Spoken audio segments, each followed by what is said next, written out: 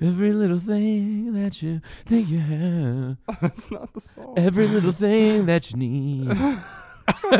Every little thing that you do without. I bet that you'll be fine without doing it. Nailed it.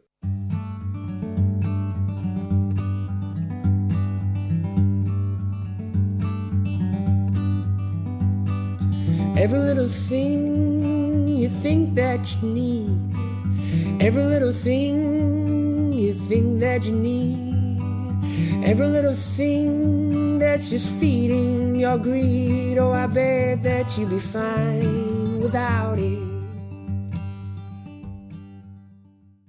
Hello, everybody. Welcome to the Minimalists podcast, where we discuss what it means to live a meaningful life with less. My name is Joshua Fields Milburn. And I am Ryan Nicodemus, and together we are the Minimalists. Welcome to episode number 58. Today we're going to talk about housing or homes, minimalist housing, and our different perspectives on different ways of living in our homes. Just one caveat. If What's you own that? a home, you're really not a minimalist. Oh my goodness. Because minimalists don't have houses. They They're- certainly don't have art in their houses. You're not even supposed to live in one place, right? I mean, I think cob houses count. I don't know what that means. You've never seen a cob house? It's like built out of mud. Oh, yeah. Like mud and straw. They have like those intentional community. You help someone in an intentional community, like build their mud, straw, cob house. Yeah, it was pretty cool. It's funny because it's the first intentional community I had ever visited. Uh-huh.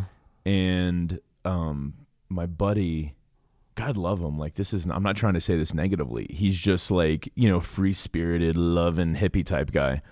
Even more so than me, Josh. Uh-huh. And I just Whoa. remember he was like, oh yeah, I live on this community in like a small house. And I was like, oh, okay, like, I'm open-minded. I didn't like judge him at first, but like there was a piece of me though where I'm like, I was totally like stereotyping, like this has got to be a weird place. And then he was talking about this gal who had a cob house who needed help building her couch What? out of like mud and straw. Really? Yes. So wait, that's interesting. So the house is functional. It's also the furniture in a way? Yeah, no, Oh. it's not also like in a way it is the furniture. Oh, Like, wow. I mean, literally everything. Her bed frame, like she has a mattress, like Oh, that's wow. not built out of mud and straw, but like the frame, it's like built up. Uh-huh. Was probably like 4 foot high, 5 foot high, and then her mattress was on top of that. But the cool thing was, even with the couch, like there was this like tube or like opening. I don't know what you would call it. Tube's probably a better word. But essentially, you would leave room for the heat to go through. So like she would burn some logs, and then she had this whole system throughout the heat would disperse through like to her bed. And then even like built into the couch. It was crazy, man. But yeah, I was thinking like intentional community. I was thinking cult. I mean, I'm going to be honest, man. Okay. That's what I was thinking. And it was not like that at all. It was really, really cool. Everyone had their own lives. None of them, subscribed to any one religion or anything like that. It was literally just a guy who had a bunch of land who wanted to put a big farm on there, grow vegetables and things. And he was like, hey, I could like, put up some other homes in here or let other people, one couple, like they went there and built their entire home. But yeah, long story short, like it was So really, when really you talk cool. about It was really, intentional really cool. community, what exactly does that mean? Like, And- what is it your typical or atypical community, intentional community look like? I don't specifically know like every single one's like arrangements there, but my buddy who lived there with his wife, they were staying in a tiny house. Like you walk in, it was kitchen. You go left, it was their bedroom, and then you keep on going, and it was the bathroom. Like it was probably 100 square foot, Uh-huh. 150 square foot, really, really tiny. But there's a bunch of people on this lot or this plot, Yes. large plot of land, living there as a sort of shared community. They share resources. I'm Yeah, assuming? well, yeah, they share resources. They really, like for him, it was in order to have that tiny house, he had to farm. Like I think they did put in like 20 hours a week, and then that was their rent essentially for the month. I don't know what all the other arrangements were with everyone else, but yes, like essentially, like yeah, they would make stuff, grow stuff, and share it amongst each other. and it was rent free as long as you were contributing to the community somehow. Okay, so there was an emphasis on community, an emphasis on contribution, an emphasis on access and shared resources.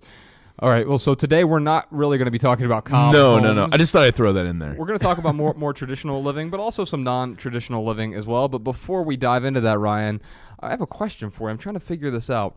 So this month, we have something like 6 million downloads of the podcast. I don't know what that translates to in terms of how many listeners there are. I'm guessing 1.5 million people are listening to this right now. But no, I'm perplexed by this. So we have something like 6 million downloads, but we have only 500 reviews on iTunes. How? I can't do the math on this. And it reminds me of one of my favorite podcasts, a podcast called Runaway Jukebox. And the guy who runs it, his name's Jay Burritos. And he talks about millennial music, and I'll talk about them later. But he's doing something interesting. He's holding his podcast hostage. He once he reaches a certain episode, if he doesn't have a certain number of reviews on iTunes or wherever his podcast is, he's going to stop making episodes. And I'm wondering, do you think we should do the same thing? If we don't get like 1,000 5-star reviews, should we hold everyone hostage? Well, I love the good reviews. Uh-huh. But, I hate reading reviews in general because, with good reviews come bad reviews. Uh-huh. And, I just, I don't like reading the visceral reviews. So, if you like our show, let us know. If you don't like our show, okay, don't leave a review. I don't want to read it. I mean, if you really hate it and you feel like we if you got some good feedback, like this is why you guys really, really suck. But like the majority of the feedback is, well, we read them on those mean tweets. Yeah, it's like, and it just makes me sad. It just makes me sad, man. Like, why are you so hateful? Like, I don't know what happened in your life to be so hateful. But I guess I'm talking. Sorry. More for the 5-star reviews, really, right? Like, what I'm trying to. If you love our podcast, yes, please leave a 5-star review. That's one way that you can contribute if you want more people to see this podcast in their podcast feed. If you feel like more people can benefit from it, then you can take 60 seconds, and if you get value from this, it's one of the best ways to share the message, to spread the word, is to leave a 5-star review on iTunes, but only if you find value, if you feel compelled to do that. So no, we're not going to hold the show hostage, but if you do find some value, then we'd love if you would leave a review. One other thing before we get started, Ryan, the Less Is Now tour is coming to your city. If you're in one of the cities that we're coming to. We just announced Boston, and that is selling out rather briskly. So there's still tickets left to the Boston event, but then we've got a bunch of other cities that will be coming in the coming weeks. You can go to the minimalists.com/tour to find different cities as they are announced. And, of course, subscribe to our email newsletter there. That will mean you will be the first to know once we announce more tour dates. Over at theminimalists.com, just type your email address in at the top. We'll never, ever send you spam or advertisements or junk because those things suck. All right, our first question today is from Sonia in New Hampshire. We recently sold a home where we had to bring almost $25,000 to closing just to sell it under market value. And thankfully, I paid off that $25,000 in about 7 months by working a second job. The downside is I don't see my husband or my family. My children are 5 and 6. We're now looking at perhaps, now that we've relocated, purchasing another home within the foreseeable future of the next 2 to 3 years. I am lying awake at night, unable to sleep, because I'd like to get a smaller home, just one that is less work for us. I'm a recent cancer survivor, so that weighs on my mind. However, my husband is not on board with this. I'd like to cut our home size in about half and go down to about 900 feet for a family of 4. I think that would solve so many problems. First off, congratulations for selling the house that was burdening you, even though you had to come to closing with an additional $25,000. And congratulations with working that second job to pay that off so you can get out of debt. I know personally that debt is crippling. I had 6 figures worth of debt, including if you included the mortgage I had, it was about $500,000 worth of debt. And I felt overwhelmed by that. And so you've gotten yourself out of the overwhelm. Now, unfortunately, Sonia, it looks like there are still some issues here. And I think part of the fear that you're experiencing here is the fear of the unknown, the fear of the future. And a few things to point out here. You can't sleep. Well, that is a huge problem because that's going to affect the rest of your health. And especially since you are a cancer survivor, you want to make sure that your health is, I mean, everyone wants to make sure their health is in tip-top shape, but you certainly don't want to go back into bad patterns. So you need to be able to sleep for sure. And so this is sort of hanging over your head, this burden of where are we going to move, what kind of house are we going to move into, and then how can I also get my family on board, specifically my husband on board, and of course our entire family of 4. And so let's just go through a few things here. Let me first, and this is maybe less for you, but more for everyone else, just some broad rules that I've set up for myself, and these may or may not be applicable to everyone.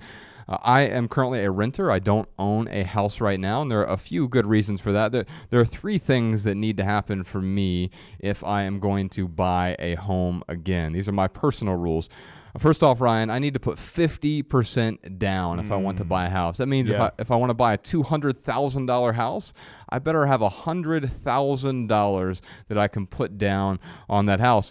I also need to be able to afford to pay a 7-year fixed rate mortgage. We are one of 2 countries in the world whose standard is having a 30-year fixed rate mortgage. I'm 35 years old. That means if I were to buy a house right now and get a 30-year mortgage, I am going to be paying on that mortgage, well, for the rest of my life until retirement age, right? And so that's not good.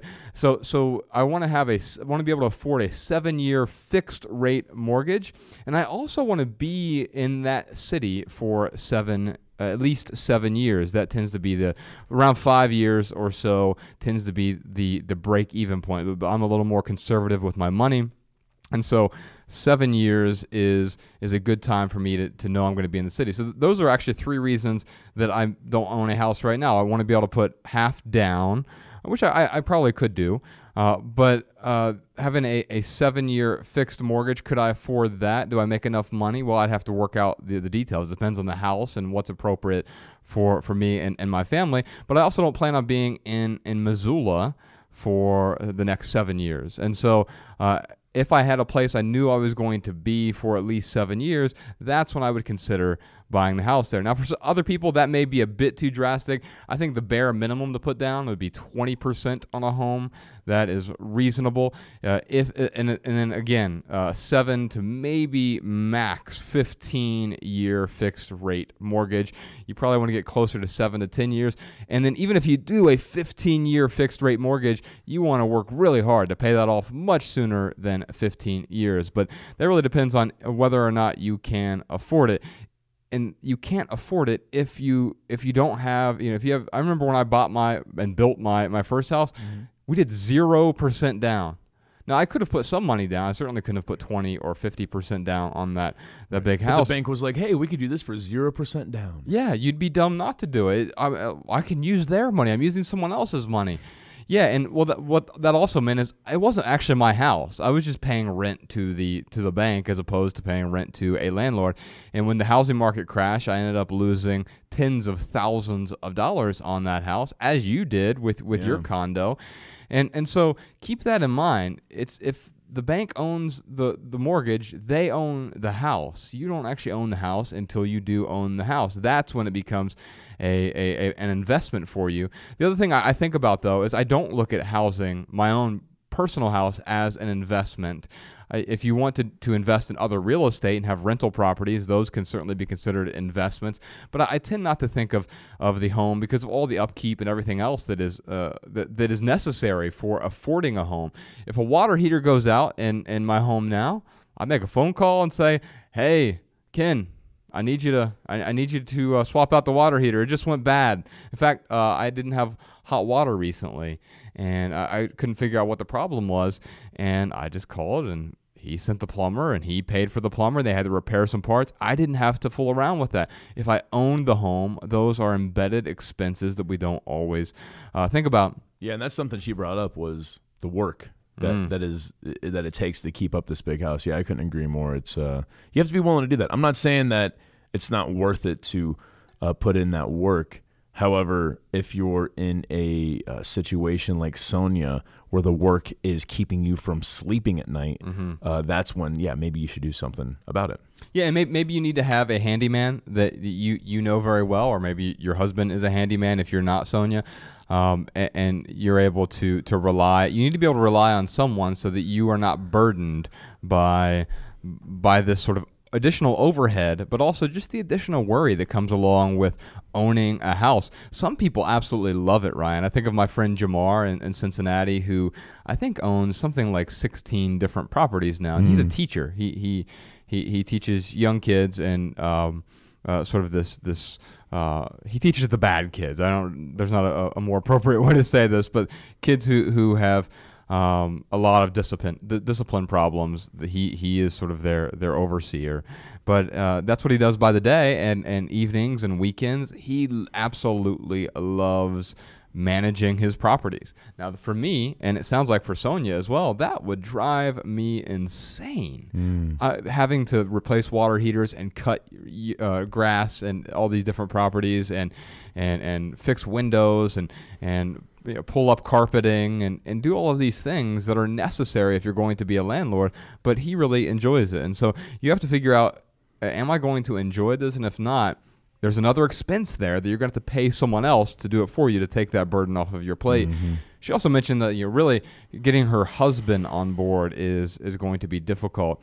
And I just want to delineate between two things here, Ryan. I think compromising with the people in your family can be good, but suffering or sacrifice is bad, right? So you don't want to sacrifice your well-being to make everyone else happy, because that's not a good long-term plan for health or for success or for happiness with your family.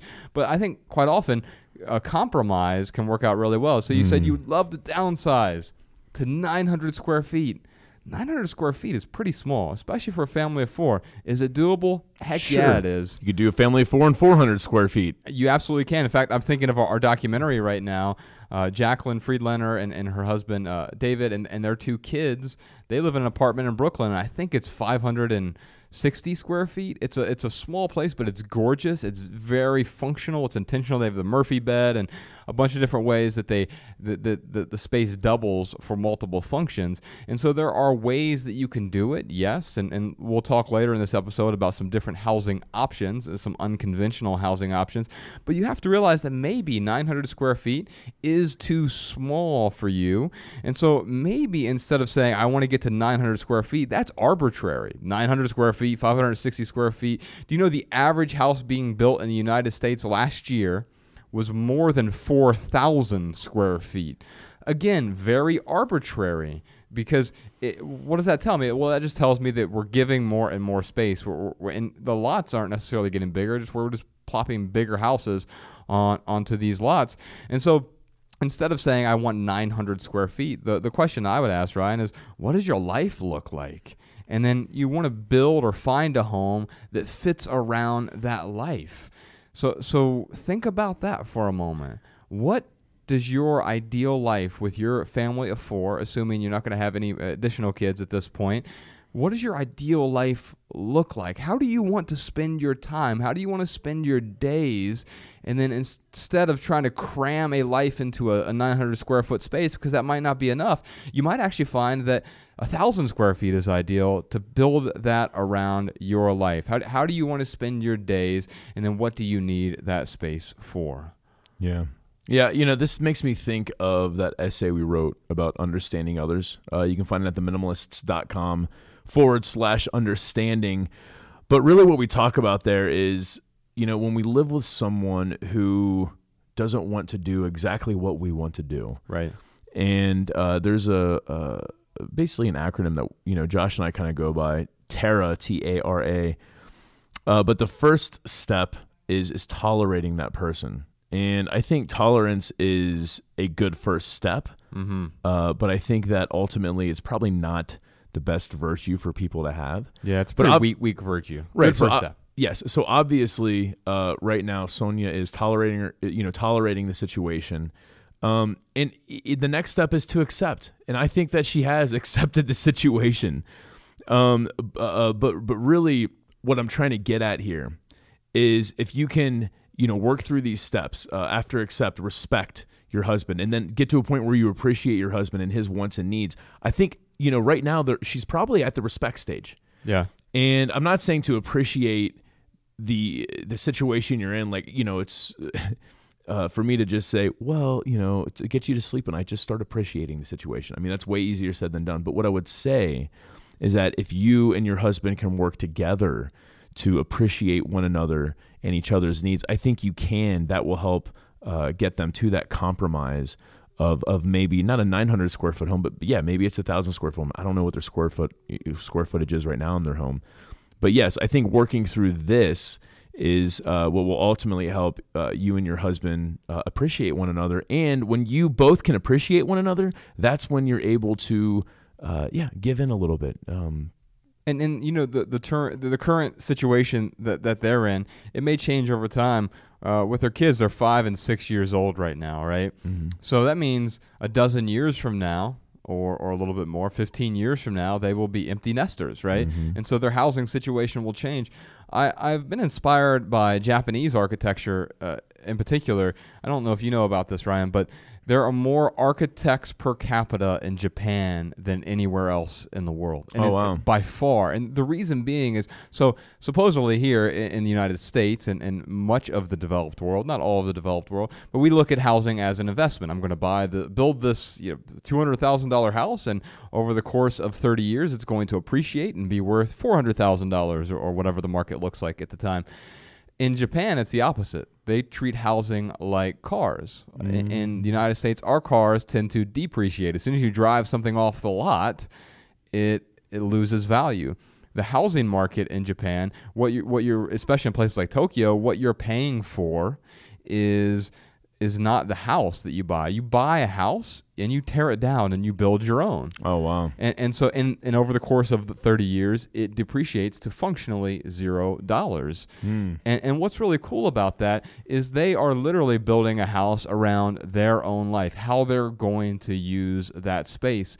And so I'm excited for Sonia and their family here, because they get to map out what do they want the next dozen years to look like? What do they want the next 20 years to look like?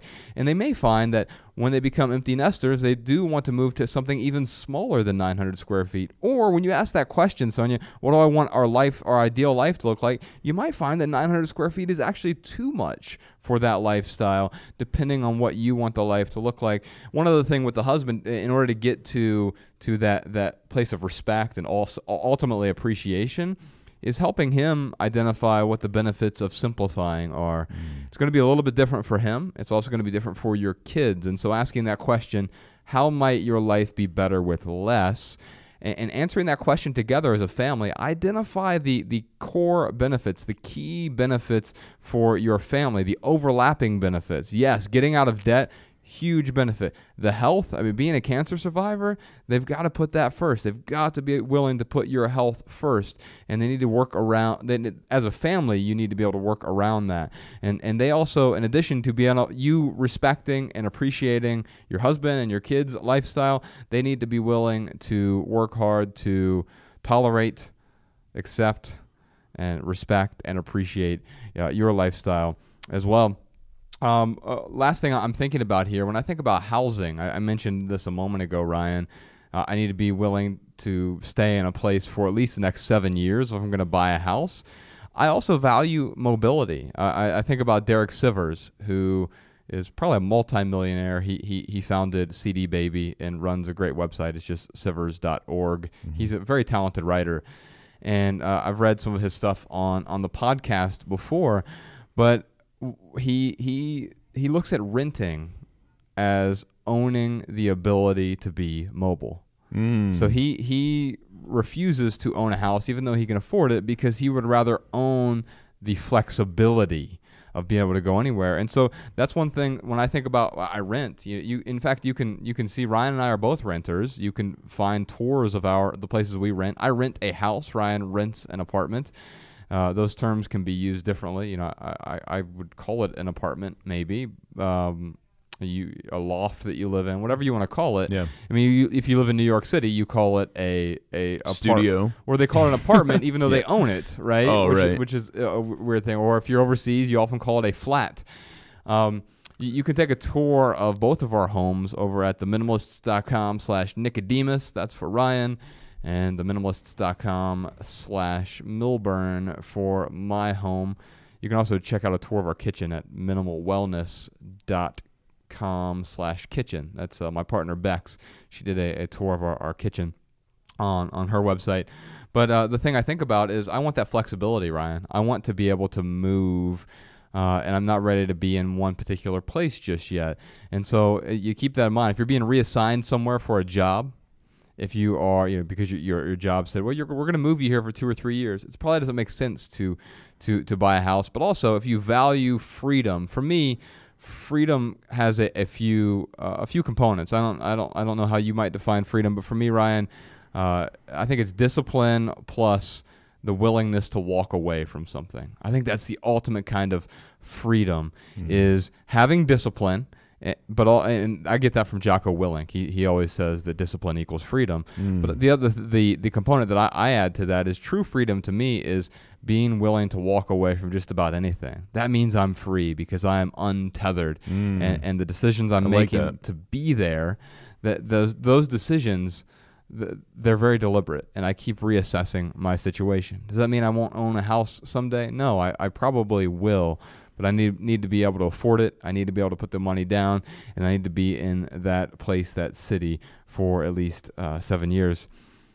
Sonia, you are in New Hampshire. If you'd like to make a quick drive down to Boston, we are coming to that city on April 15th. We're going to be at the Wilbur Theater there. Tickets are available at theminimalists.com/tour. But Sean, if you could reach out to her and get her a pair of tickets, maybe her and her husband come and get some free hugs, ask some questions. We're going to do a live version of our podcast there. We're also going to give an in-depth talk about minimalism. Our next question is from Maggie in Atlanta. So I consider myself a minimalist, or at least a wannabe minimalist. I've been on and off obsessed with paring down my life and minimizing over the years, and have really purged a lot of stuff, which feels amazing. But my partner and I have 3 amazing little girls under 7 and a 3,200 square foot house that we love. We actually use most of the space, and it's fairly minimally furnished and decorated compared to the average American home. But one thing we struggle with is that we have a lot of space and a lot of storage room. So we have a lot of room for just for when items or just in case items too. What are your thoughts when someone has the space for more items? How do you know what's the right amount of stuff to keep and to maintain? All right, so during that voicemail, our trusted, fearless producer here, Sean, he informed me that the appropriate term I should be using when I said the kids with discipline problems is at-risk kids. So my friend Jamar teaches at-risk youth. So that is the appropriate term. Please let me apologize for my ignorance there. Let's talk to Maggie here, Ryan. So she is a wannabe minimalist, a winimalist. And I feel like I'm still a wannabe minimalist. Yeah, well, isn't that interesting? Like, once someone is a minimalist, I still want to be a minimalist. Well, it's funny. Like, I can't think of the perfect minimalist. I mean, I can think of my perfect minimalist, but that's my perfect minimalist. Right. Like, who I look up to is not who everyone else is going to look up to. Yeah, and also, I wasn't a minimalist until I said I was, really. I mean, it was, wasn't like I had to meet this certain criteria. In fact, Sean, if you would get a hold of Maggie and send her a minimalist certificate. I'm kidding. Just to make her feel better. No, Maggie, I would say you are a minimalist. I mean, just asking these questions is certainly implementing this lifestyle into your life, and that's what a minimalist does. Minimalists are not perfect. But they do think about their decisions deliberately. Yeah, and so you mentioned that there are other minimalists that you might respect, but you don't want their same lifestyle. I think of someone like Leo Babauta and his 6 kids, and that's not a life that I aspire to live like. Or Colin Wright, who travels all over the world, and everything he owns fits in his backpack. Those are both great lifestyles I really respect, and certainly not just respect, but I appreciate what they do. I appreciate their perspective. It doesn't mean that I have to want that same life as well. And I like this question, Maggie, because you talked about that you live in a 3,200 square foot house, which sounds massive to me, but that's probably was roughly the size of the house that I own. But you said it's a house that we love, and so that tells me what you really mean is you don't necessarily love the house. It's an inanimate object, but you enjoy the time you spend there. It adds a lot of value to your life. But you did allude to that maybe that's too much space. You did say that there's too much space for just in case items or just for when items, and You talked about, or your question was, what's the right amount of stuff? And what I would say to that is the space that you have, whether it's 3,200 square feet or 320 square feet, or I was talking to the producer of Tiny House Nation last week, and he was talking about how Deion Sanders was on the show, and he was building this guest house, and they were getting him to build a small guest house. But initially, and that, by the way, the small guest house for him was about 3,000 square feet. Good grief. But I think his main house is like 29,000 square feet.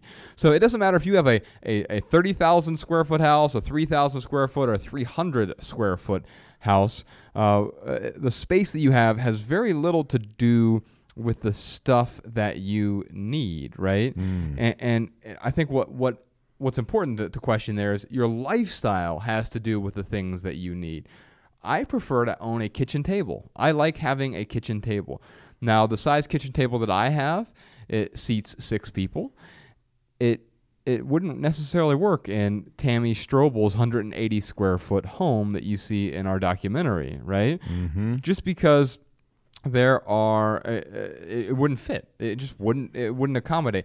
But that's what adds value to my life. And the same with Colin Wright. If he's traveling, he can't fit the kitchen table in the overhead bin of the airplane. And so he's not going to have that thing in his life because of the way that his lifestyle is set up. So you really want to question, how is your lifestyle set up, Maggie? And then is the space that you have appropriate for that? The other thing you mentioned was, I have too much space for just in case or just for when items. I would work very hard to delineate the two. Most of those things that you're holding on to are most likely just in case items. The average American household has 300,000 items in it. The majority of those things are just in case items. I'm going to hold on to this just in case I need it someday in some non-existent hypothetical future. Now, the just for when items are a little bit different, right? A just for when item means I might not use this in the next 90 days, but I know that I'm going to use it at least once a year when I actually need the thing. Ryan's snowboard or snowboarding gear would be a really great example of that. My winter coat is certainly a just for when item. It doesn't fit into that 90-90 rule for me. And we need to determine those just for when items are things that we know, we are certain I'm going to need this at some point, and I need to let go of the other things that are just in case. One other thing, Ryan, I read an article recently from our friend Cal Newport, who is a professor at Georgetown, and he wrote about digital minimalism, but I think this applies really well to Maggie's question. So he's written a lot about digital minimalism recently and quitting social media and different things that have worked really well for him. But on his blog, we'll put a link to this and everything else that we're mentioning today in our show notes. This article is called On Value and Digital Minimalism. So that word value comes up in here, and that's why I think this is applicable. Here's what he says. The complexities of simple. The core idea of digital minimalism is to be more intentional about technology in your life. Digital minimalists carefully curate these technologies to best support things they value. The idea sounds simple when presented at a high level, but in practice it dissolves into complexities. One such complexity, which I want to explore here, is the notion of, quote, value. So real quick, Ryan, when you and I talk about that something must add value to our lives, we tend to define that by, does it serve a purpose or does it bring me joy? And we have to be honest with ourselves about that. Now, here's what Cal says, and I really like this. I think I'm going to start using it when we talk about value. He says, revaluing value. Measuring whether a given digital tool provides value to your life can be a fruitless exercise. The term is simply too vague and applies to too many things for it to support hard decisions about what can lay claim to your time and attention. Everything you use probably offers some value. Why else would you use it? With this issue in mind, I've sometimes found it helpful to introduce more variation into what I mean by value when assessing my tools. And so, yes, he's talking about digital minimalism here, but I think this applies to all of the stuff that we consider in our lives, or whenever we're considering value in general. Consider, for example, the following 3 different types of benefits digital technology can provide. So he breaks it down to 3 different types of value, Ryan. He says core value, minor value, and invented value. So I'll go through these real quick. Core value. A technology offers you core value if it significantly impacts a part of your life that you couldn't do without. A strand of activity twinned around your definition of a life well lived. For example, a soldier deployed overseas using FaceTime to chat with her family is deriving core value from this tool. Great example. Second one is minor value. A technology offers you minor value if it provides some moderate positive benefits in the moment. For example, browsing a comedian's Twitter feed for a laugh, or playing a round of Candy Crush for a distraction. I could think of better examples for minor values there, but I think those are 2 decent ones. And then the third type of value, Ryan, he says invented value. A technology offers you invented value if it solves a problem that you didn't know existed before the tool came along. A Snapchat user, for example, might note that it's the most convenient app for keeping friends posted on what you're up to throughout the day. It doesn't even require typing. But this same user, in an age before Snapchat, probably didn't even know he wanted constant updates from his friends. The app created the behavior that it optimizes. So said another way here, Ryan, this invented value, I would just say that, you know what? That's not value at all. It's fake value. It's alternative value. And it's not real value. And so it's really creating a solution to a problem you didn't have. So it's manufacturing the solution to manufacturing a problem because it has the solution. The fourth thing that I might add here, he doesn't have here, Ryan, but something else will add value if it just brings you joy. If it's an artwork on your wall that really brings you joy, and only you know what's going to truly bring you joy. And the things that bring you joy today may not bring joy tomorrow. He sums it up, this article, by saying the rationale for injecting nuance into your definitions of value is that it allows you to inject nuance into your strategies for curating your digital life. You can treat tools differently depending on the value they provide. And then he goes into some other examples here. We'll link to that in the show notes. But I think it's important. Differentiate, what do you get value from? When she's looking at these just-in-case items or just-for-when items, are they adding core value? Are they adding a minor value? If so, then maybe you can justify holding on to those things. Or are they just-in-case items? Are they invented value? Because you're not actually going to use them someday. Yeah. Yeah, I mean, for me, if I had all that storage space, it would be dangerous. Like, I would have to create a bunch of rules to help myself from just holding on to everything. I mean, now I've got, it's probably like 10 square foot. I don't know. That storage space that I have, it's like right outside my front door of the loft. And I keep my snowboards in there. I keep my bike in there. I've got like sheets and pillows and blankets and stuff for when people come over. I can pull them out of there. And I've got, plenty of linens and things for guests. Air mattresses in there as well. So like there are certainly things in there that are just for when. Right. I feel like, I would have to create some rules, like the 1 year rule of like, have I used this in the last year? Because I could totally see, like, if I was someone who really just enjoyed decorating during the holidays. I mean, I have been to some homes where, like, I have asked myself, where the hell do they keep all that stuff? Wow. When it's not the holidays, it looks beautiful, and it's amazing decorations, and it certainly adds value to their life, adds value to my life when I look at it. Sure. So yeah, I mean, I could see where they would probably have, some kind of storage space for things like that. But yes, when you have a lot of space in your home, well, you're going to try to cram things into it. And, I think the question is like, how can you best use that space? I know my grandmother, like, she had a huge house, a ton of storage space.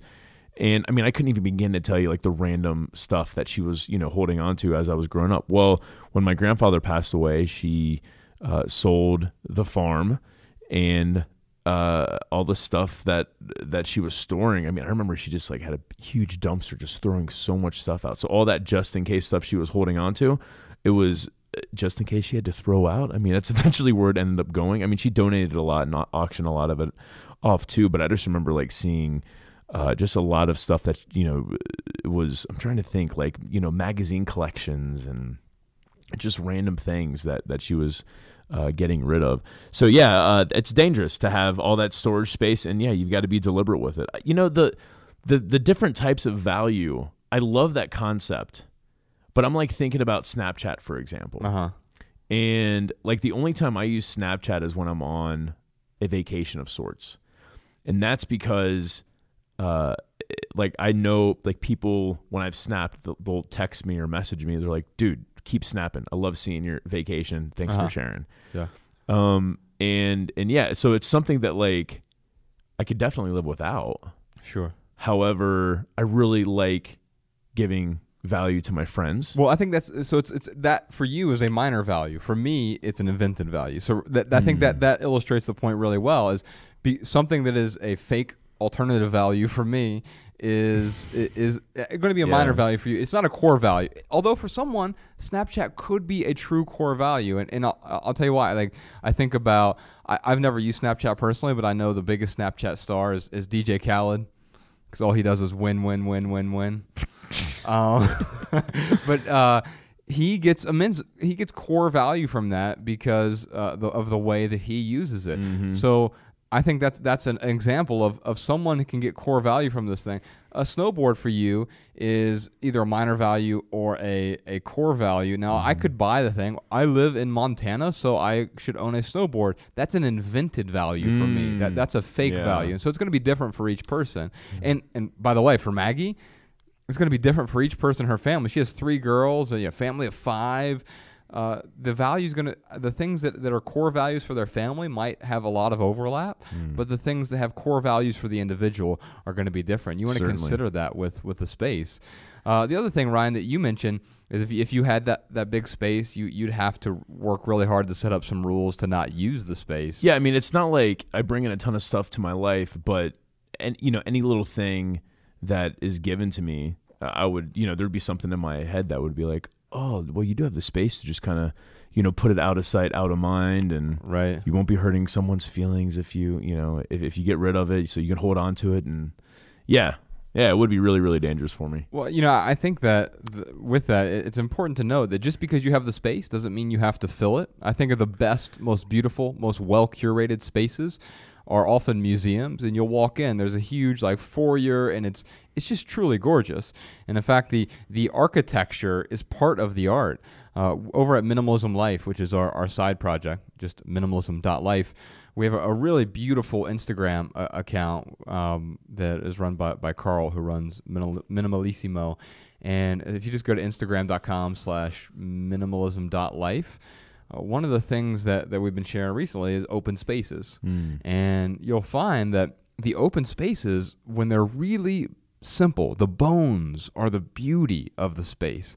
And it would actually take away from the beauty if we just start filling that space with stuff. You are masking the beauty. It's like putting war paint on a beautiful face. It's not. It just doesn't. It doesn't work nearly as well. And so I would keep that in mind. Also, if you have a big space and you're finding trouble because you are cluttering it up a bit too much, now is the perfect time to try our 30-day minimalism game. You can find the details of that at theminimalists.com/game. Ryan, Becca's going to try this at our house this month. The minimalism? Yeah. Do you guys have stuff to get rid of? No, I mean, it's going to be, I just sort of I was thinking about maybe I could take rubber bands and just do one rubber band on day one. No, I don't have enough stuff that I could play the minimalism game anymore. Wow. For those people who don't know how it works, basically you partner up with someone and you have a challenge throughout the month. First day of the month, you each get rid of one item. Second day of the month, 2 items. Third day of the month, 3 items, so forth. And it's a great project because it gives you that momentum that you need to get started, but it gets much more difficult as the month proceeds. On day 15, you're getting rid of 15 items. Day 25 is 25 items, and it gets really difficult. But Becca's going to try it, and she's going to log all the photos of that over at her Instagram account, which is just at Minimal Wellness. And so you can, it's going to be a challenge, and if she fails, it'll be a really fun failure as well.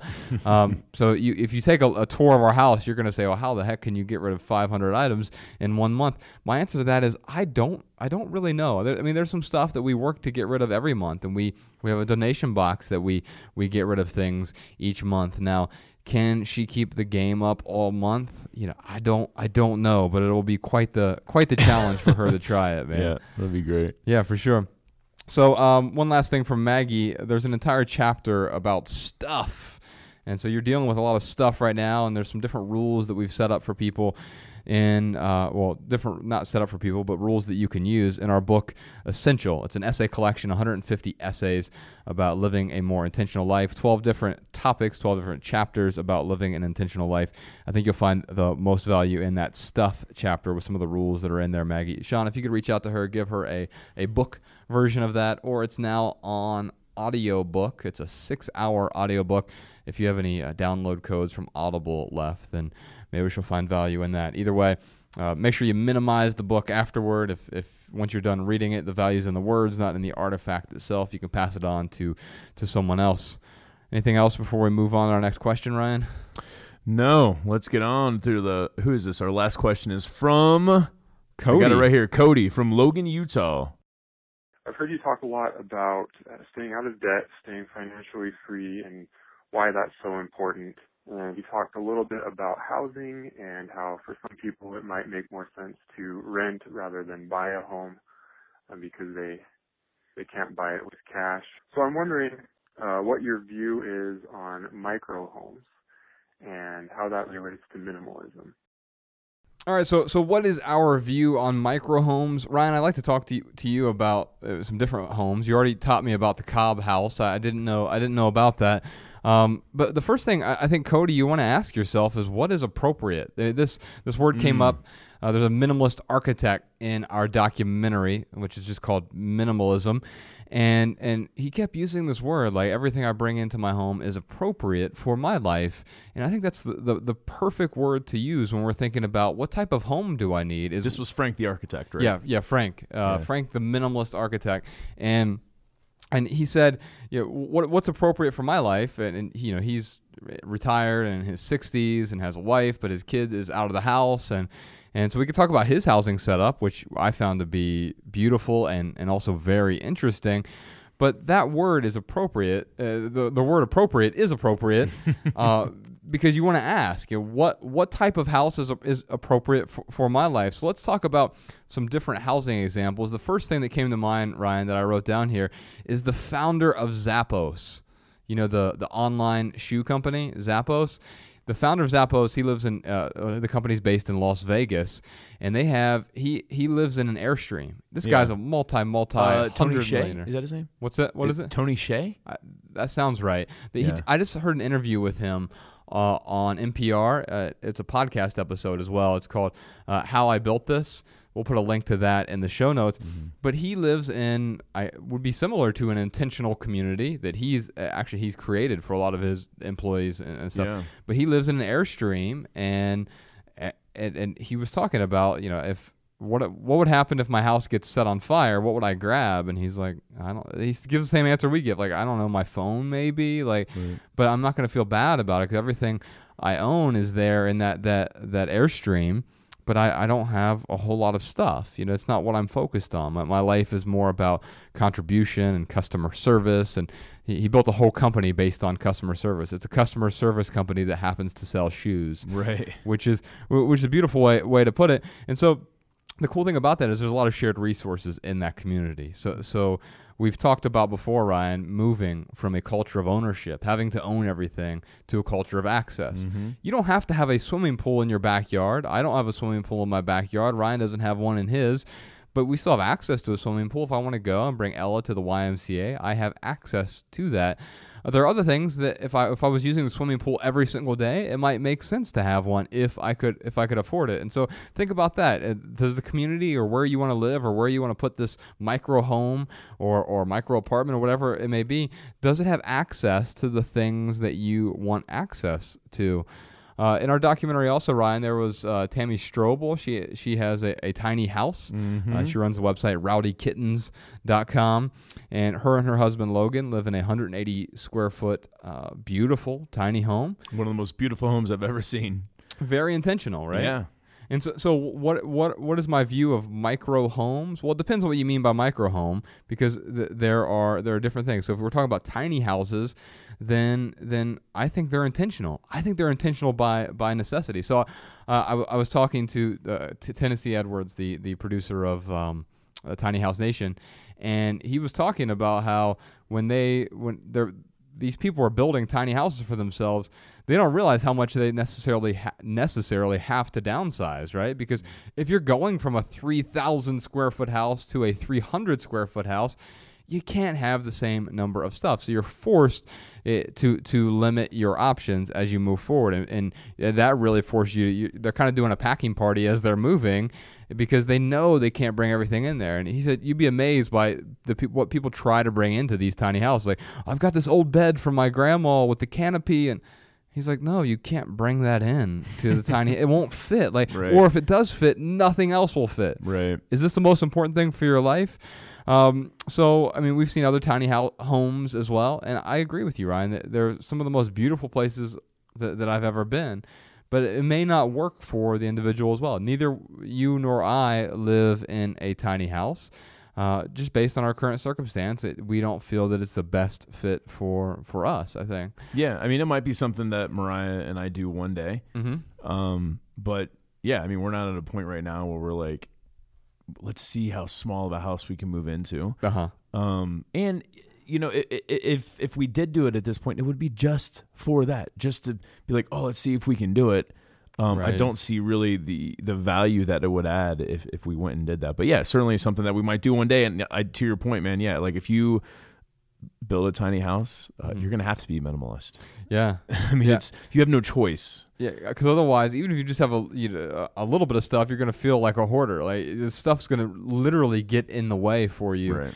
And I personally prefer a lot of open space. Now, a lot of the tiny houses, and we could talk about a few different options here, micro homes, micro apartments, a lot of these new micro places, they're not as small as a tiny house per se, but they're like one step above, and they give you a lot more space. Oh, that's interesting. I assumed the micro home was smaller than a tiny house. Yeah, I mean, it's weird because... but anyway. Yeah, and so in some cases they might be. I'm going to give a few examples, and we'll put links to all of these in the show notes as well.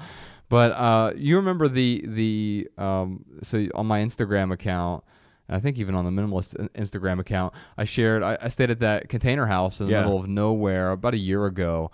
And man, it was one of the most gorgeous things. You have views of the Crazy Mountains, which it's a mountain range in central western Montana, and it was just this architect who took a container, turned it into a container house, mid-century modern decor, and it was just enough space for what I felt like for two people. There was a little bedroom alcove.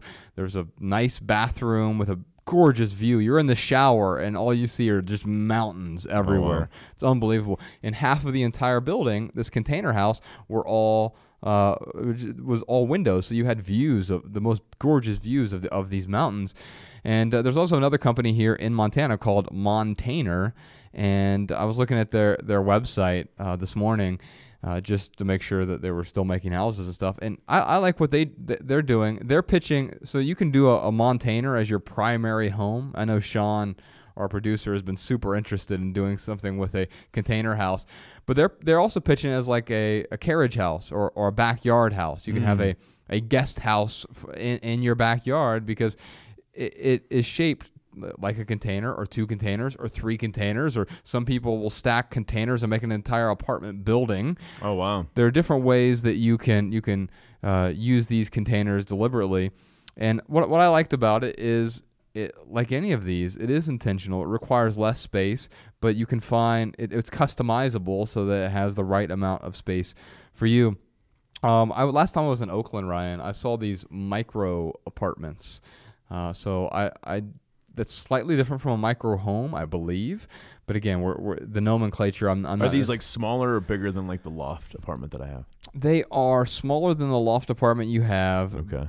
But so what's happening? So they're in between a tiny apartment and a loft. Well, I don't know what a tiny apartment is, but just a tiny little. Well, another way to think about it is maybe Graham Hill in our documentary. He has that 420 square foot apartment. Okay. And now his is modular and customizable. So if you look in the documentary, Graham's apartment it's in New York City. It's 420 square feet, which is a decent size in New York City.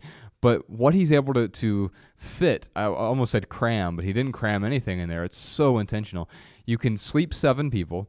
You can have dinner for 12. There's a movie theater and an office and a bathroom and a living room, all in this 420 square foot space, which sounds impossible, but it means that everything moves around accordingly for the task. So you want to have 12 people over for dinner? You can. The table pops out of the floor, and all of a sudden you have 12 people there, and it doesn't feel cramped.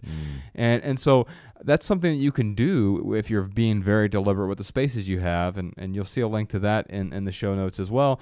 But in Oakland, I saw something similar. A lot of people are now moving toward this smaller but more convenient apartment model.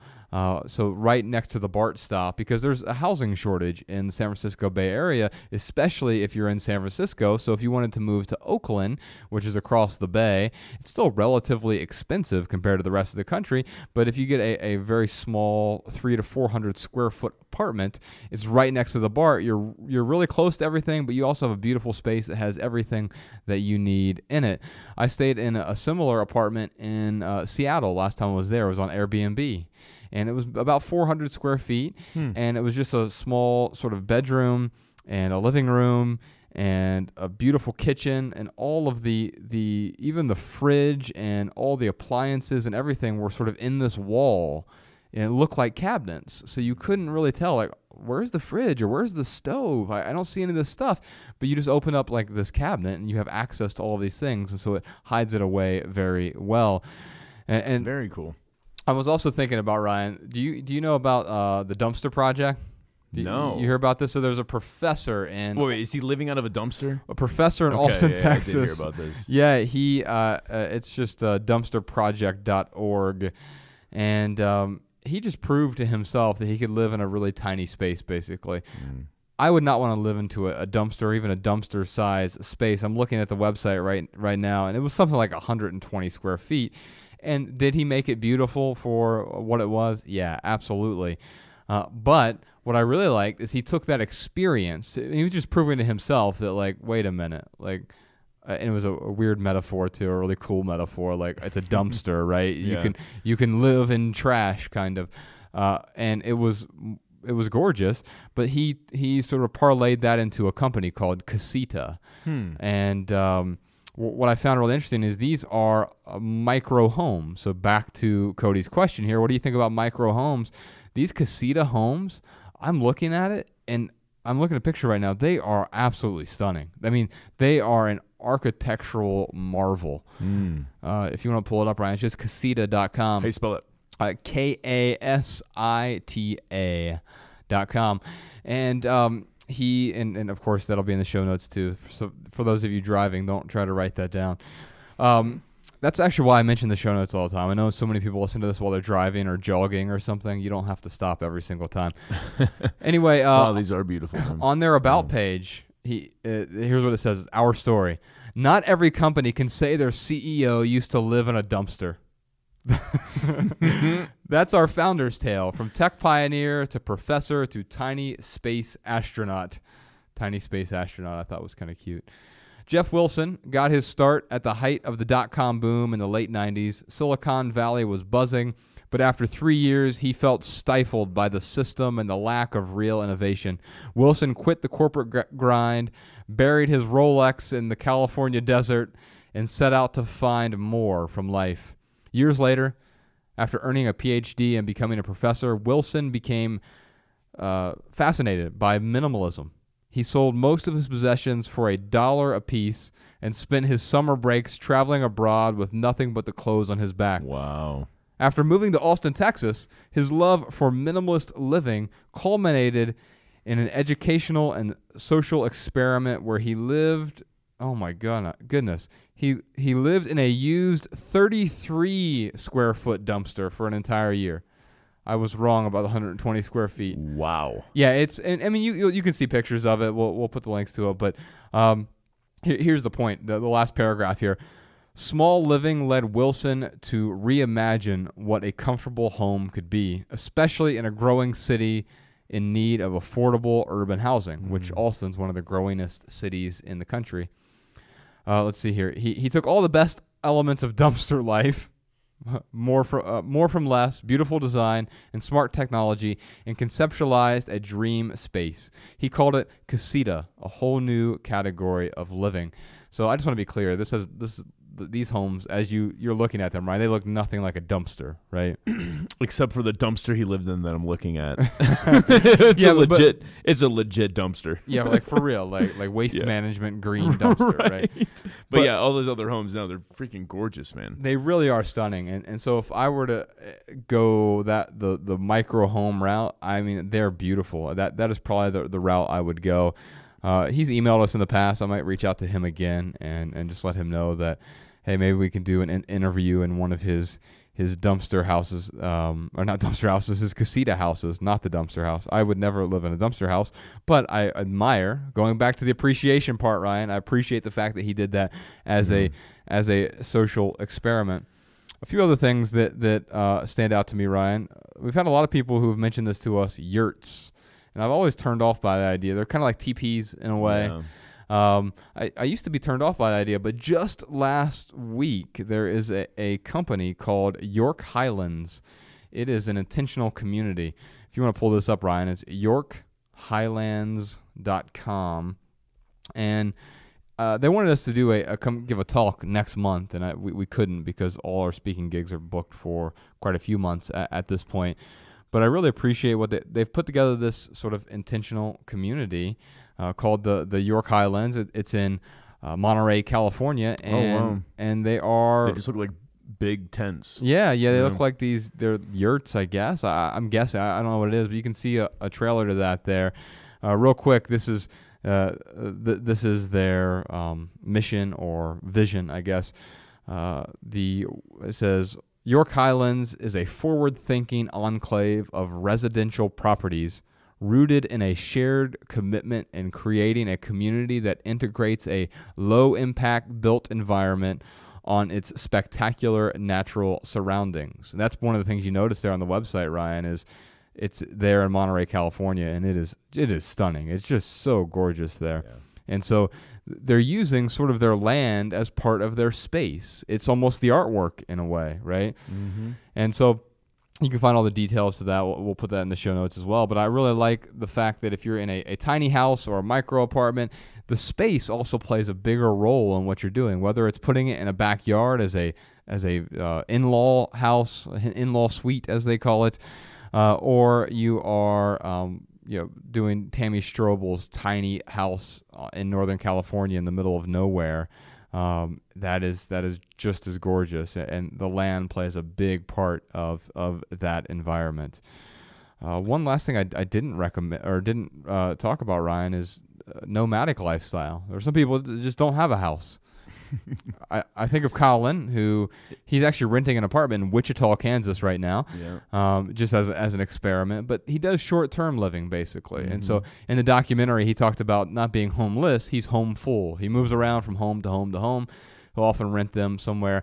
Or I think about James Altucher, who is a multi-millionaire, I'm pretty sure, but doesn't own a house either because he really likes that flexibility. He is constantly renting new places on Airbnb, and everything he owns fits in his backpack. That doesn't work for me, but I can accept and appreciate that lifestyle as well. For sure. Swinging it back around to Frank, who we mentioned at the beginning of this, who asked what is appropriate. When I went to go interview him in his beautiful home in Tucson, I get there and it's a small plot of land, maybe a quarter acre or so, relatively small. And I noticed that there are 3 different sort of buildings on this small property. And I'm like, well, what is this about? They're all sort of interconnected by this middle space. He has this wildlife sanctuary that functions as a hallway between these 3 spaces, these 3 homes. And he's retired. And what he's done is he set the front house up where some PhD students rent the front house. It's the larger of the 3 structures, but it's still relatively small. And I think, and then he and his wife both have separate living quarters, which that's great. Which was very appealing to me because of all the alone time that I like to spend. But they're very small living quarters, and he showed us all 3 of these spaces. And what I learned is that, okay, they share these spaces. Not that they just have totally separate homes and they're the Hatfields and the McCoys and they're feuding. No, they can go off to their own spaces. When they have dinner, he goes over to her space.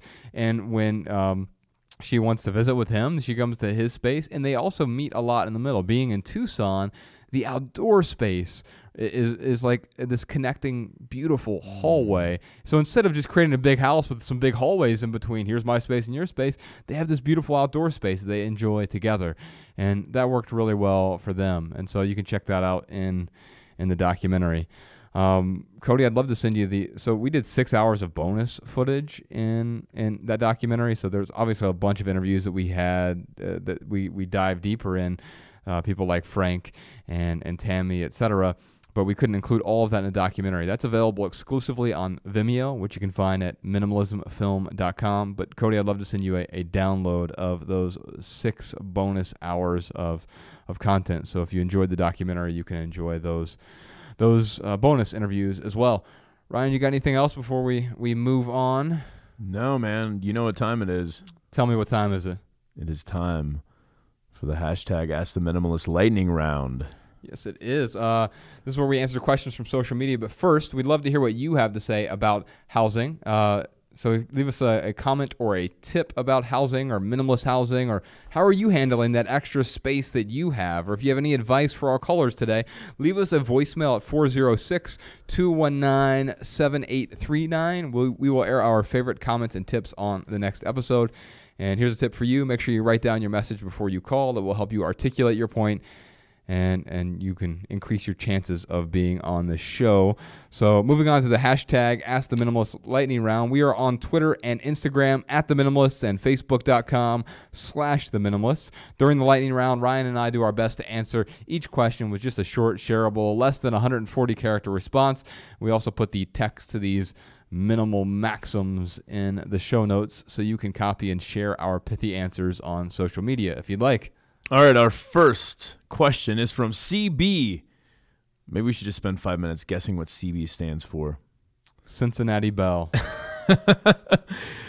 What did, sorry, let me start that over. Our next question is from CB. What did you leave out in your new minimalist home that you wish you had not? Well, my pithy answer to that one, CB, is as my needs change, my possessions change accordingly. So it's not about wishing that I would have left something out. If I'm depriving myself, then I go out on my way to make sure I'm not depriving myself long term. And I think that's important to keep in mind. So the really short answer to that would be nothing. I don't leave something out if it feels like deprivation. You know, this has nothing to do with this question, but talking about deprivation, I'm just thinking about that question from Sonia where she talked about how she had to like work that second job to pay off the $20,000 for, she did that for 7 months so she could bring that to the table or pay that off, the money that she had to bring to the table. Sometimes it is appropriate to deprive yourself. Yeah, short term. Yeah, short-term deprivation. With an objective in mind. Yes. With that said, my answer would be a minimalist does not deprive themselves from the things that add value to their life. So I guess just to expound on that a little bit, like I don't, for a long-term period, I don't just keep things out of my life for the sake of keeping them out.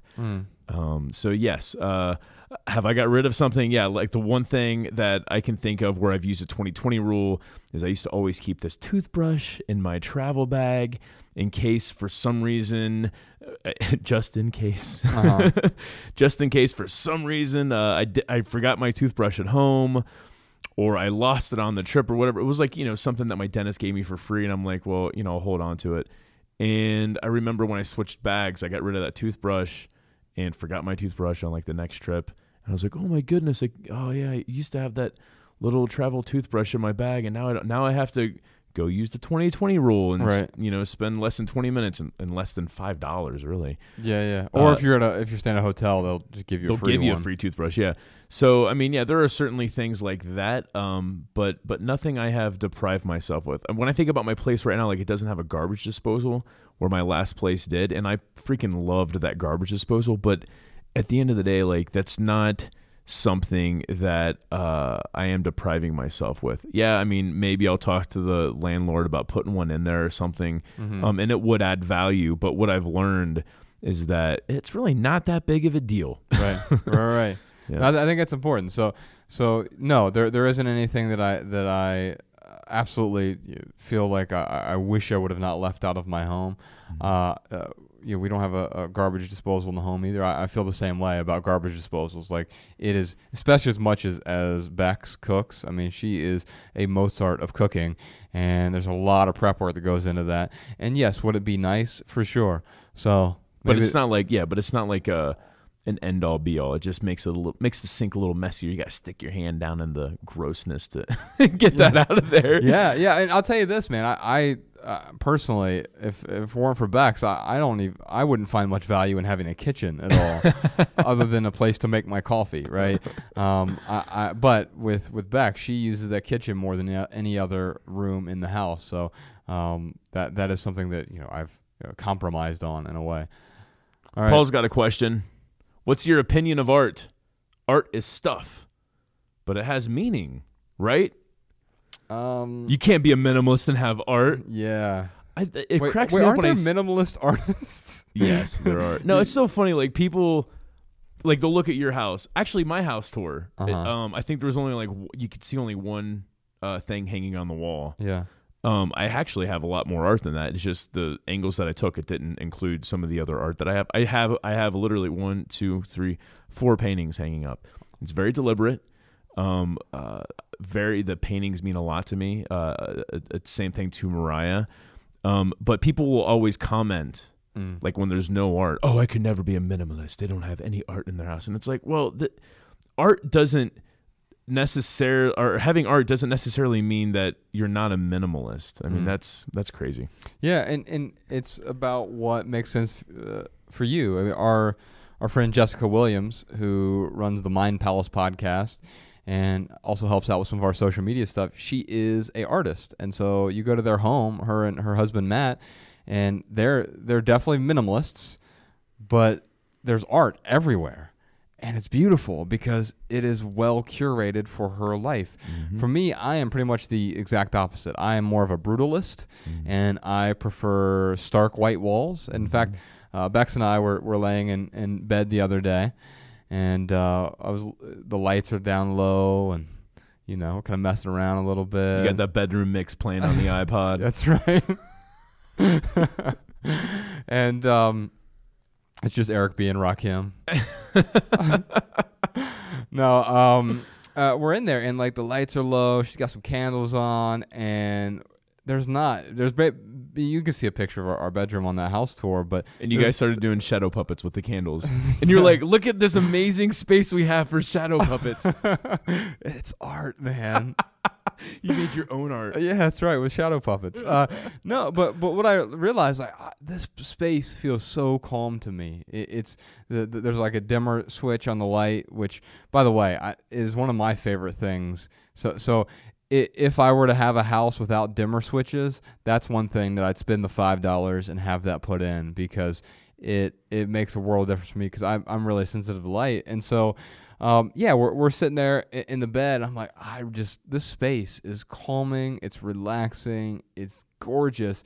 The walls are all white. The bed and comforter are white, and there's like a chair off to the side, and there's one plant in the corner, and it's like this green, beautiful, and it's in a white what is that called? Vase? Pot. Oh, pot. Yes, Yeah, thank okay. you. It's not in a vase. I've heard that there's a difference between I wouldn't put a plant in a vase, but I suppose you put flowers in a vase. I guess. Man, I hear there's a don't know. difference between a vase and a vase. A vase is what, shorter than 14 inches, and a vase is taller. I don't know. That's what she said. All right. Keep going. What were you? What my point is that with the artwork, Ryan, I don't have really any artwork on the walls, but I look at the house. The structure is artwork. I look at furniture as artwork. I look at architecture as artwork. I look at plants as artwork. And if I want to bring artwork into my life, great. I just don't think that it's something I need to be complete. I am complete without any art on my walls and everything else. If I really find value in it, then I'll bring it in, and I'll feel good about that. I love art because I don't know. So, like, the pieces I have makes me feel something. Like, I have one painting done by a girl named Feng Li, an amazing artist. It's a painting of a woman who, like, it's kind of like half faded. Like, half of her face is drawn, the other half is like kind of penciled in. But the expression on her face, it just really, like, there's so much I could talk about that painting, and I won't sit here and expound on it. But it really makes me feel a lot. I've got a Berkey water filter, and I've got an awesome painting, or it's not a painting, it's like a blown up picture that was put on it's not canvas, but it's just basically blown up picture is what it is. But it's of like the beach and rocks, and it's like this whole, picture of water above the water thing, and like it does something for me. Whether it does something for anyone else, I really don't care. Right. But it does something for me. So like I am totally and Mariah likes it too. Yeah, and you do care about that. Right, absolutely. Yeah, Mariah and I do have to agree on art that we're going to bring in. There's some art that I wanted to bring in. Mariah's like, I'd rather not have that, and that's where the appreciation comes in, and I appreciate Mariah for who she is. Yes. And then I certainly won't get that. In fact, I think that it's better when we pick the art out together, because it makes it our home. Right. More, So there's plenty of reasons why I do that. Well, here's my short answer for you, Paul. Minimalism helps me create beautiful art. It helps me create a beautiful life. I didn't give my short meaning, my short answer, which I don't think is as good as yours, but it's just matter of fact. Possessions have no intrinsic meaning, only the meaning we give to them. Yeah. And that's what matters most, I think, man. Yeah. Yeah. All right. Our next question is from Giselle. Where in the home should I start decluttering? Well, here's my short answer. Just start, period. Letting go gets easier by the day. Yeah. No, I said something similar, man. One day or day one, you decide. That's been getting retweeted, and people are using the wallpaper or we did a little image, like an image. Yeah, I don't know if it's wallpaper or not, but yeah, I've seen that been passed around the interwebs, and no, that's the first thing I thought of when she said this, because like asking yourself, where do I start? It's almost like unintentional. It is an unintentional like stall tactic. Yeah. And I don't think that Giselle is intentionally, being like, oh, how do I start? I mean, she's very overwhelmed. But like to your point, it's like, just start. If you don't know where to start, well, just pick a place and start. And if it turns out to be a really bad place to start, well, then move somewhere else and start there. Yeah, I mean, if I were to give some practical advice here, Ryan, because I agree with that, it is just about starting. what's going to be easiest for you? For me, it was starting with my clothes. I know that you may want to start with one particular type of clothes. Maybe you start with just your shirts, right? And you want to start with that closet. That was the easiest thing for me because I realized there were so many things that I had in my closet I wasn't wearing at all. And letting go of that was much easier for me.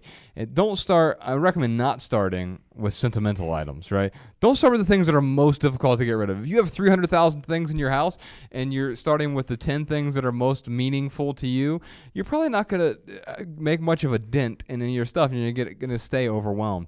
And so start somewhere. The other thing that I would recommend is starting somewhere that you're going to see every day, a kitchen or a closet or a bedroom or a bathroom. Starting somewhere that you're spending most of your time is a good recommendation. And then I already mentioned earlier, but the 30-day minimalism game is a great way to start. So if you want to play that, you want to partner up with someone. Like I said, my partner Bex over at Minimal Wellness on Instagram. She'll be playing that throughout the next month. You can find that. But the best place to start is asking a question. How might my life be better with less? You answer that question, you'll figure out the benefits, and those benefits will give you the leverage you need to keep going. Yeah, I remember a gentleman who came to see us. It was one of the southern states. I want to say it was Atlanta, maybe. Okay. Anyway, I don't know if you remember this or not, but he was like, I've been doing this minimalist thing, and it's great, but then my family keeps making fun of me because I'll go ask them, like, hey, where's this one thing? And they're like, oh, remember you minimized it. Ha, ha, ha, ha, ha. Mm-hmm. And the only thing I could say to someone like that is like, well, you didn't start with that most important question. Right. Like, how might your life be better with less? Because if you just start getting rid of stuff, then yes, you could certainly end up in that position. In fact, if you take it to its terminus, you could just rent a dumpster and throw away everything that you own and then just go into your empty home and sulk. Yeah, so, or go live in the dumpster. Yeah, right. Genius. Because all your stuff's already there, man. It's really that's nice. Right. That's right. Yeah, so I think that's a good point, Ryan, yes, you're not going to just start getting rid of stuff.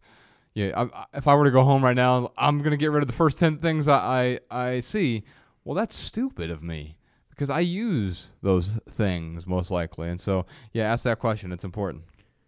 All right, this one's from Jamie. You suck! Sorry, wrong episode, but seriously, here's what I'd like to ask. Thanks, Jamie. I think he's responding to the criticism episode. Yeah. I hope. Or maybe that's a different episode. All right.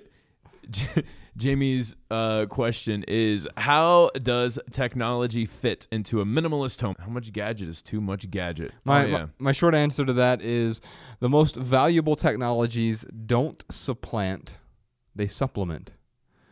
And make that distinction. The gadgets that I have in my life, you can go back and listen to or read that full Cal Newport article. But those things in my life, the technology or otherwise, they should augment my lifestyle. They shouldn't replace in most cases.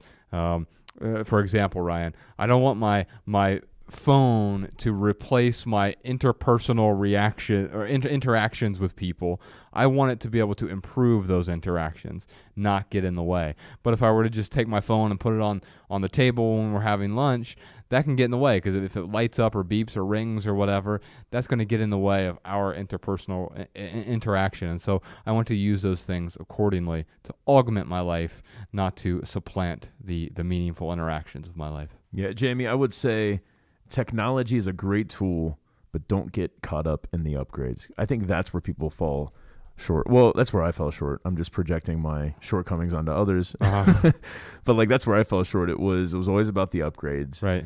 And when I look back, and if I would have been honest with myself, I probably would not have needed so many upgrades in my life. Yeah, and as far as gadgets in the home, I don't have a whole lot of gadgets in the home. I don't make a whole lot of the smart home lighting and other things, but some people might get immense value from that, and if you do, so be it. I'm not judging you. I'm totally fine with using the light switch to turn on and off my lights in my home. I don't need it to be synced to my Google account and my smartphone. Yeah, but what about the clapper? That's the original smart home.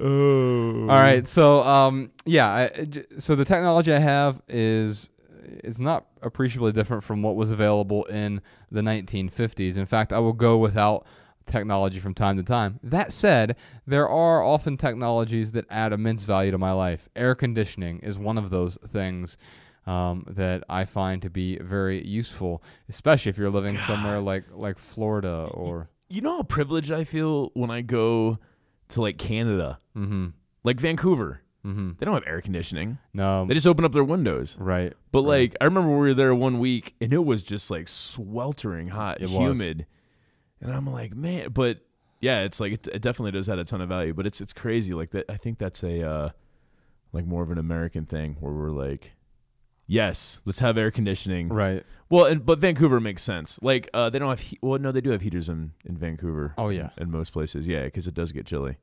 Yeah, for sure. But yeah, no, I find a tremendous amount of value in air conditioning for sure. Yeah, I do too. And the weird thing is, like, we grew up in Ohio and it's hot as hell in the summers. Humid. I had no air conditioning the first 18 years of my life, and I was totally okay with it because you get used to it. But same thing now. Like, it's not something that I truly absolutely need. Now, if you lived in Houston or something, then there are cases where you actually need it. Dude, when they go to buy a car, and I've heard this from several people who live in Texas, when they buy a car, the first thing they do is like turn the car on and see how quickly they can cool the car down. It's so important. It's such an important thing down there. Yeah, and so there's a lot of technology that may add value to your life. You may get a lot from the whole smart home thing. There's this all of that's going on right now, and syncing your what is that called? The Amazon thing. I listened to a podcast, I think it's called Connected, where they were talking recently about smart homes, and the guy can say, "Please dim my bedroom lights." No. Oh, I'm sorry. You bleep that out, Sean. Yeah. You can just bleep out. Like you could literally I could just be like, if someone has their volume turned up right now, I could just be like, and then insert something for to buy there, and it will totally. Or did you see the guy that did that in San Diego? It was a news announcer. No. Like basically, they were covering a story where a girl had to order a dollhouse on accident. She had an imaginary friend, and and so they were repeating this story. I'm trying to repeat it without saying it because I don't want to like accidentally. Just say "lady in the tube." Yeah, right, lady in the tube, Amazon lady. But basically, the newscaster was telling the story, and they're like, "Oh, she must have just said something like, lady in the tube, buy a dollhouse." And like it was this San Diego, all these people had dollhouses ordered showing up at their door. That's great. So I don't find any value from that stuff. Right. I want a little bit of friction there in my own life, right? Because I don't want it to be so easy that I'm just laying in bed all day, giving commands to the lady in the tube to do these things. Yeah. But at the same time, if it helps me out, then I'll certainly consider it. That's the one thing that's important is I will consider any of these things and make a decision based on some deliberate thought. INFP Rising asks, have you ever gotten rid of something and seriously regretted it? Well, my quick answer to that one is I've never regretted letting go. But if I ever do, I'll let go of the regret. Man, that is so pithy. That is like borderline profundity. No, it's great though. That's alternative profound. My short answer is the biggest regret I have is not letting go sooner. Love that. I guess the simple answer is no. The toothbrush, but I mean, even that, it fell under the you never regretted 20 it, rule. Yeah. I really wish I had a good answer for that. And I'm sure someone does.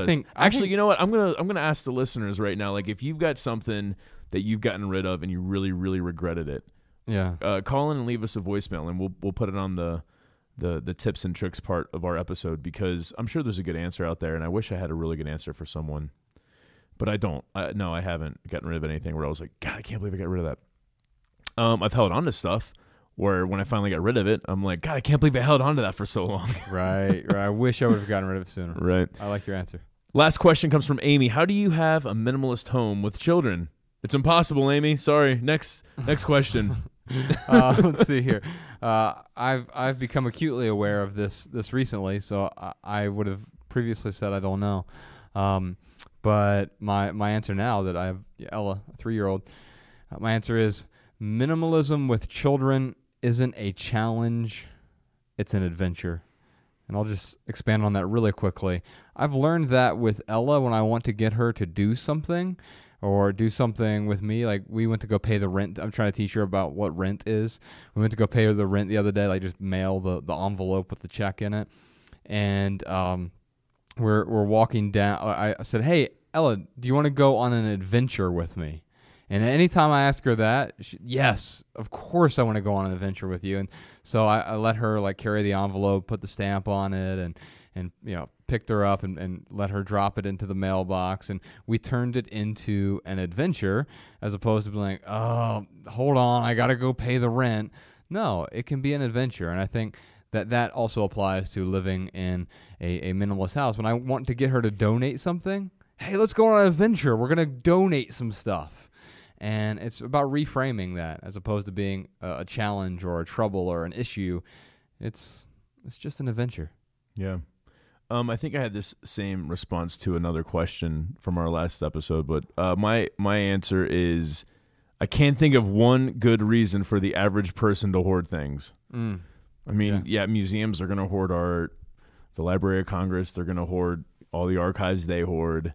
All the tweets. Yes. So, but for your average person, even if you have kids, I can't think of a good reason for anyone to hoard.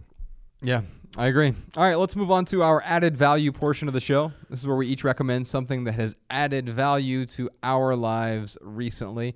Ryan, I have 2 recommendations, both of which are podcasts. I mentioned early on Runaway Jukebox, and, well, he's holding his podcast ransom, so if you're going to review a podcast, whether it's ours or theirs, I want to keep hearing it, so maybe you'll review his as well. But it's a music podcast, and it's millennial music. So you and I are like the youngest Gen Xers, basically. If you look at anyone born from 62 to 81. Sometimes it depends on where you're looking at. We could be like really early Gen Yers or old Gen Yers too. That's true. We're on the cusp for sure. I think depending on which day it is and how convenient it is, I'll claim Gen X or Gen Y. Yeah. So we're on the cusp, and I think most demographers will probably lump, especially with our particular habits, they will lump us in with Gen X more than Gen Y. I tried to explain to a gal the other day who's my age that she's Gen Y or Gen X, depending on, again, like what I just said, depending on the day and how she feels. And she corrected me. She's like, we're neither. We are Generation Oregon Trail. Have you looked this up? No. It's actually pretty good. But in terms of demography, you and I and our habits tend to be closer to the Gen Xers versus the millennials. Yeah. But this is millennial music, and what I like is I tend to disagree and not necessarily like all of their music picks, but it's one way for me to find good, new, popular music that I don't have to sift through many hours of content. And I can pull up an album that they recommend, and I say, oh, yeah, this sounds good, or no, I don't like this at all, and I move on. But it helps me out with my streaming services, helps me curate my new music for sure. One other podcast episode I'm going to recommend is from Lewis Howes, The School of Greatness. I was interviewed on there a few months ago, but that's not what I'm recommending. He did an interview recently with a guy named Sekou Andrews, who is a professional public speaker, and he is so talented. He's a poet and poetic, just a poetic public speaker. And so he'll go speak to corporations and organizations and really shows the level of entertainment that is required to hold a crowd. And it's got me thinking a lot, Ryan, because you and I are hitting the road soon, and we're going to give an in-depth talk about minimalism. And using some of the principles that he talks about, it makes his talks seem very extemporaneous, even though he has prepared a lot and uses imagery and words in a way that really inspired me to become a better public speaker. So we'll put a link to both of those in the show notes.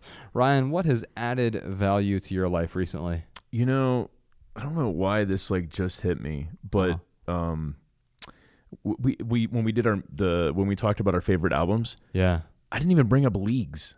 Oh, yeah. They were in my honorable mentions. Oh, were they? Okay. Yeah. Did you talking about their first album or their No, their newest second one? album. Their album last year. Yeah. Alone Together. Uh-huh. Yeah, it was freaking awesome. I definitely recommend that. I don't know why that just popped into my head. But I will also say I am drinking out of this collapsible water bottle. Yeah, you always carry that with you, and it's always interesting when it's love it, empty. I man. notice it like on your belt. Yeah, so like it's it's on my belt, or I got like a clip. I'll put it on my backpack. Uh-huh. But it's just great for the airplane because I don't know why, but like carrying an empty water bottle, it takes up space. And when this is empty, like you can totally just like I can put it in my pocket. Yeah. It's a little like weird to drink out of. It takes some getting used to, I would Yeah, imagine. you kind of got to like I had a friend go to take a sip out of it and like they spilled half of it on themselves. It's a good joke bottle then as well. Yeah, but it's really, really good. I'll put a link to the one. I'll give Sean a link to the one that I use to put in the show notes. But I mean, there's a lot of different ones out there. But yeah, that's what I got You today. use it all the time, man. I think it's great. All right, well, let's move on to right here, right now. This is where we talk about what's going on in the lives of the minimalists. Really great news. I'm so excited about this finally to finish off the trilogy of our books. So Ryan and I have written 3 books over the last 6 years. Our favorite book is a book called Everything That Remains. It's a memoir about the last 5 years of our lives, from suit and tie corporate guys to becoming minimalists. And that came out in 2014, but the audiobook just came out this week. It's a 5.5-hour audiobook. You can find it over on Audible or iTunes or Amazon, and it is read by our talented narrator, Justin Malik, who runs a great podcast called Optimal Living Daily. He is a very talented narrator, and what I love about that book, Ryan, is it is structured as a 5-year narrative from my point of view. And so it's my perspective. And it's about 200 pages long, but throughout those 200 pages, there are 100 interruptions. So basically every page turn, there's at least one interruption from my best friend, Ryan Nicodemus, and he gives his own perspective. Some of them are great, extraordinary, revolutionary responses, but usually it's just Josh letting me get the last word in throughout the book. Yeah, or he'll give a little funny quip or a joke, and it really adds to the narrative. But the question is, how do you do that in an audio book, right? Because they're end notes in the book. It's a literal interruption. If you're reading the physical book, you actually have to use 2 bookmarks. So you turn to the back to read Ryan's interruption and then return to your main text. But in the audio book, I love what Justin did. He interrupted with your more gruff radio voice, and so he gives a literal interruption in the audio book. You don't have to wait to the end. You don't have to follow along with a separate book or anything. It's right there, and he uses 2 different voices for it. And he did just a masterful job on Everything That Remains, a memoir by the Minimalists. I already mentioned this, but we're going on tour throughout 2017. It's called the Less Is Now Tour. You can subscribe to our email newsletter to be the first to be notified about new events. We're bringing a new talk on the road, some old concepts, some new concepts, a new presentation as well. We're also doing a live version of this podcast in front of audiences across the country or maybe even across the world. We're still trying to figure out all the dates. We're working with a booking agent on that. If you want to be the first to know, just sign up for our email newsletter. Love people use things. That is our saying, but it's also now a wallpaper for your phone or your computer. If you want the Love People Use Things wallpaper, just go to theminimalists.com/lovepeople. And one last thing. I'm really excited about this. Do you want to advertise on the Minimalists podcast? Maybe like a 60-second commercial on our podcast or a 30-second commercial. Or maybe you would just want like a big banner ad on our website. Too bad you can't. Because Gotcha. Advertisements suck, and we don't want to do that to you. But you can support our podcast if you want to donate. You just go to theminimalists.com/donate, and you can contribute one time or a monthly amount there. You get to decide, or you can leave us a review if you can't afford to donate. Either way, we appreciate your support. Ryan, anything else going on right now? All I have left here are some lovely voicemail comments and tips from our listeners. Hi, my name is Cecilia Duffy from Geneva, Ohio. With tax season upon us, I have a tip for minimizing and organizing your tax records. I am mostly paperless with my taxes. Make a folder on your computer with the tax year. Inside that folder, you'll make other files and folders that will hold all your needed receipts and either an Excel or Word document with a list of the tax items by date, name, and amount. For instance, my 2016 tax folder has the following. Number 1, a 2016 donation receipts folder. I scan all receipts here and throw away the paper. Number 2, 2016 medical receipts folder. Again, scan the receipts into here and you can pitch them. Number 3, 2016 donation list. This is a Word document with a list of all donations by date, place, and amount. At the end of the year, you just add up the amounts. For the rest of my files, I do the exact same thing. Number 4 is the 2016 medical list. Number 5, 2016 charitable mileage. Number 6, 2016 medical mileage. Every time you drive related to charity and medical, it takes just a minute to put the date, place, and mileage on the documents. It's much easier instead of trying to remember every place you've been all year long. Number 7, when W-2s and 1099s come in, I scan and place them into aptly named folders. Number 8, the last one is my property tax receipt. Taking a few minutes to scan and document throughout the year makes tax time much easier. As for receipts that you do not need for tax purposes, throw them away. When is the last time you needed to look at the water bill or the grocery receipt? Pitch them. On the off chance you actually need a receipt, you can call the water company and ask for it. This is Joe Rossi. I'm from Pittsburgh, Pennsylvania. I was calling in because recently, about 2 weeks ago, I actually had an opportunity to watch your documentary after listening to it get mentioned on another podcast that I listened to, and I was really enamored with your message.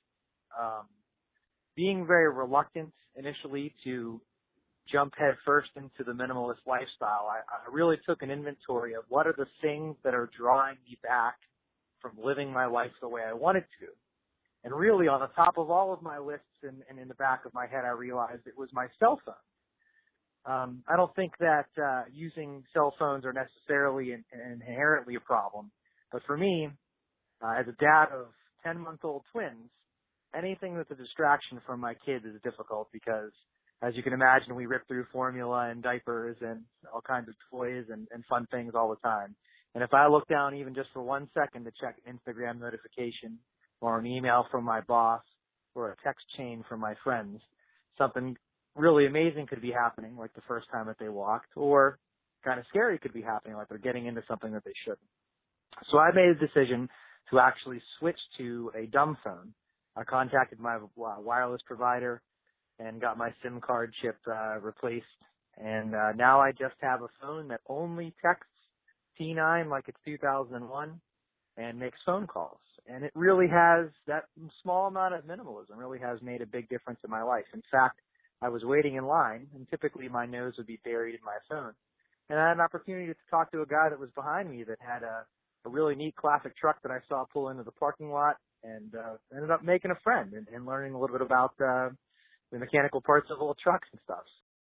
All right, y'all, that's it for this episode. If you have a question for the Minimalists, give us a call, 406-219-7839.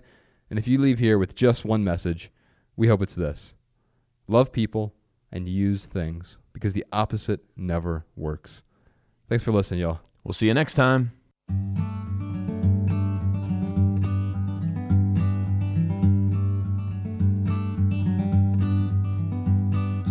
Every little thing you think that you need, every little thing you think that you need, every little thing that's just feeding your greed. Oh, I bet that you'd be fine without it.